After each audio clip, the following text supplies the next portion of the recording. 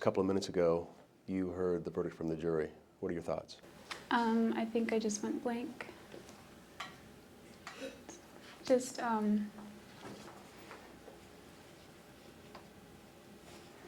don't know. I just feel overwhelmed. I think I just need to take it a day at a time. Was it unexpected, you think, this verdict? It was unexpected for me, yes, because there was no premeditation on my part. I can see how things look that way, but I didn't expect the premeditation. I could see maybe the felony murder because of how the law is written, but I didn't. The whole time I was fairly confident I wouldn't get premeditation because there was no premeditation. It seemed like some of those jurors didn't believe what you were telling them, didn't believe your story. Mm-hmm. What are your thoughts on that? I can understand that, I think, because of the lies that I told in the beginning to try to cover up this, cover up that, hide things that I didn't want to be known, made public. I don't know that I have a direct message for the jury. I know that I prayed constantly for every single one of them, so that's the jury that was brought to me. That's the jury that I was meant to have. So you prayed for the jury? I prayed prior to trial that the right jurors would be on my jury. So I just have to believe that those were the right jurors. Are you focusing on the court, or are you focusing on what could be the worst outcome for you? Well, the worst outcome for me would be natural life. I would much rather die a lot sooner than later. Longevity runs in my family, and I don't want to spend the rest of my natural life in one place. You know, I'm pretty healthy, I don't smoke, and I would probably live a long time. So that's not something I'm looking forward to.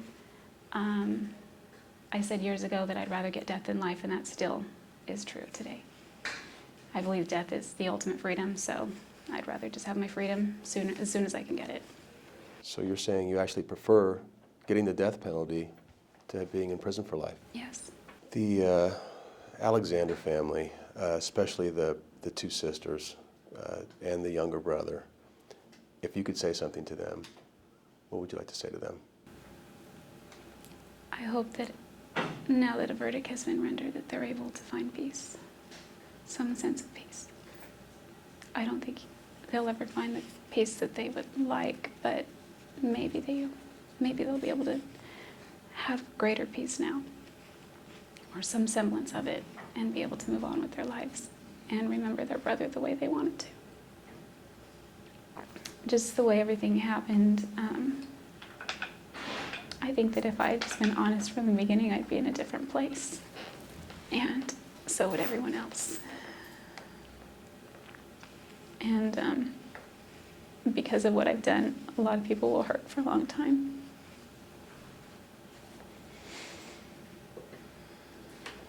A lot of people who have talked to me about it have said, how could she have gone up and been with another man, basically 24 hours after this? How are you able to put that behind you and basically go on a date? I don't think I so much put it behind me as I just sort of checked out. I hardly remember that day. I don't remember it being nearly as intimate as he described. I remember falling asleep and taking a nap, and he was laying next to me. I remember feeling, it's strange, but I remember feeling safe. It's not like I went up there because I was hoping to pursue a relationship. I went up there because I thought, oh crap, I need to keep my schedule. So I went up there almost because I felt a sense of obligation inside in order to keep up the pretense, not because I was going off to have fun. So if you had to do this all over again, you're in the desert, you notice that you've got blood on your hands, how do you handle it? I would turn around and drive to the Mesa Police Department. And what do you think would have happened to you then?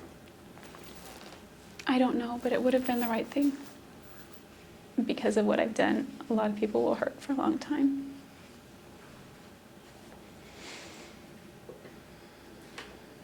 What I hear from women a lot is if she was getting beat up, why didn't she call the police?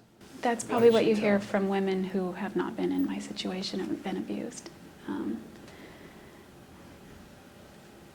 I think at that time, if I can put myself back in that mind frame at that time, my fear of calling the police is that I would be seen as overly dramatic, or I would make an enemy of Travis, and I really just wanted us to be able to be friends, ultimately. Do you still think about Travis? Yes. In what way?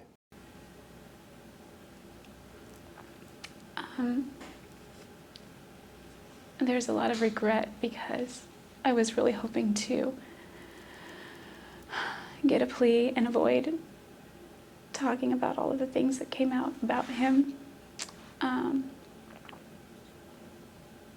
If we had been able to avoid trial, we could have avoided just the murkier aspects of his life that he kept hidden. And these aren't just things that came from my mouth. They're his own words, his own emails, his own text messages, the activities that he was up to, photographs that show that as well. None of that ever would have come to light. It would have just been forgotten, and he would be memorialized as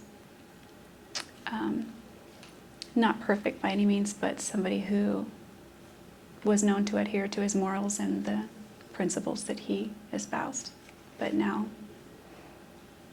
the curtain has been drawn, and you can see the hypocrisy and everything that was there, and I regret that because I know that even though he was living the life of a hypocrite, that's not how he wanted to be perceived, and I think inside he really didn't want to live that kind of life.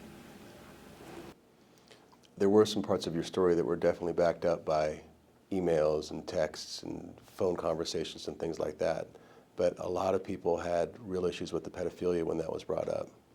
How do you respond to that? Well, again, I mean, he's fantasizing about having sex with a 12-year-old on a tape. That's a pedophile by definition. Let's go forward. Say you do get a long sentence. How are you going to spend your life? I haven't decided yet.